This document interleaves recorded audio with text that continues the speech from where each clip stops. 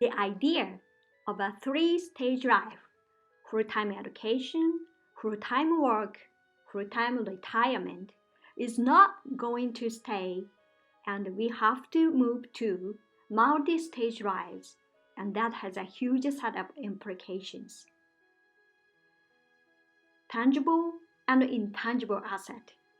In a relatively short life, what we are trying to do is to accumulate the financial asset to allow us to retire for that third stage.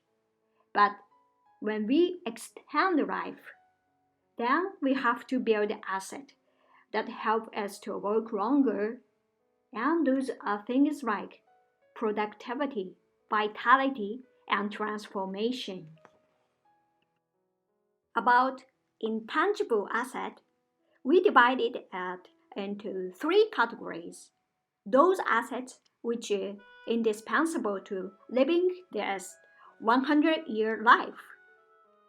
Productivity, productive assets such as skill, knowledge, plans, reputation, and so forth.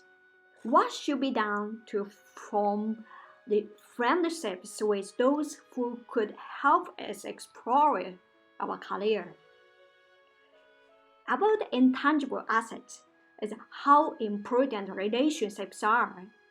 It's what sociologists call social capital. Social capital is important for people's health.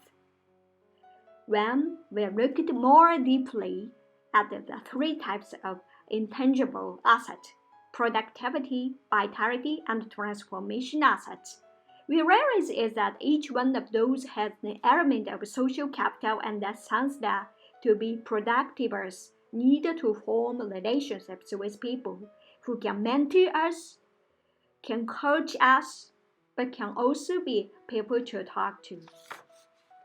Some people were asked to provide these comments as feedback, while others were asked to provide them as advice. When asked to provide advice, people gave much more critical and action-oriented comments.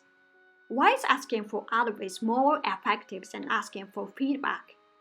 Feedback is often associated with evaluation. At school, we receive the feedback alongside the later grades. At work, we receive the feedback alongside the performance evaluation. As a result, when we think about the work feedback, we think about past performance. In contrast, when we think about the word advice, we automatically focus more on future performance and development, and this ensures that our comments focused more on areas for improvement. When we need help on tasks at work, we often ask those around us to provide their critical insight. Yet, it isn't always easy to receive good input from others. We often don't receive the input that we are looking for. Sometimes others provide a positive comment that are not very helpful. Other times, they provide comments that are difficult to act on. Receiving unclear or unhelpful input from others can increase our stress levels, especially when we are working under deadlines, performing important tasks, or trying to make critical decisions. A simple strategy for receiving more helpful comments asks for their advice. Vitality. They have friendships and their communities. Our older people still live in communities which are based on friendships. If we looked at the transformational asset, the capacity to form diverse networks, to have different types of people's friends, comes out to be very important. Friendships, peer groups, networks, they are all very important to a 100 years life.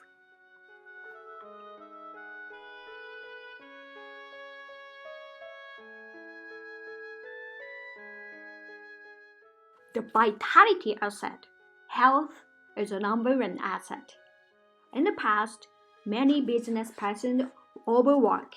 which result in lack of time and exercise, like walkings, and sometimes they commit suicide by overworking.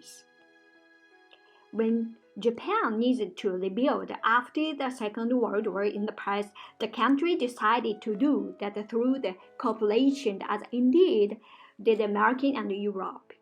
They built cooperation with some of the world's greatest companies, and this was a time when working very long hours and very hard was the way that those companies were built.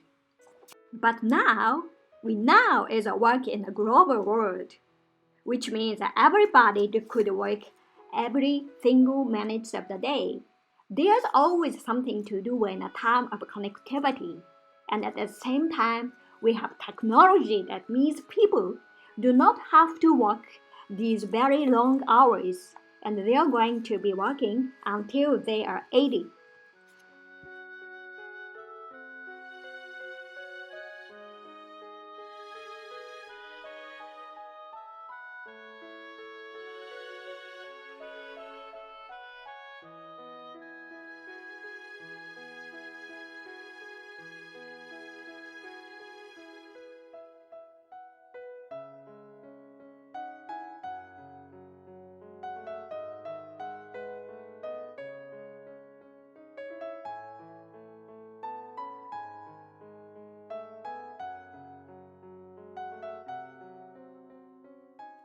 A multi-stage life is about managing change, managing our own changes, but also it's about making choices.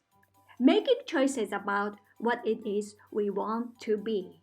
So people will need to learn how to do that. And that's why when we look at the intangible asset, we will put transformation as such an important and tangible asset because people need to learn how to change. Human beings do hate changes, and they tend to want to remain what they are. In a world that will require constant changes, do you think that the gap between those who can change and those who cannot will be widened? We all have to learn to change. In the past, 3 stages of life didn't require people to change. We just had 3 stages, and most importantly, we went through those stages and what we called lockstep. Everybody was doing it at the same time, so they didn't need to have to learn to change.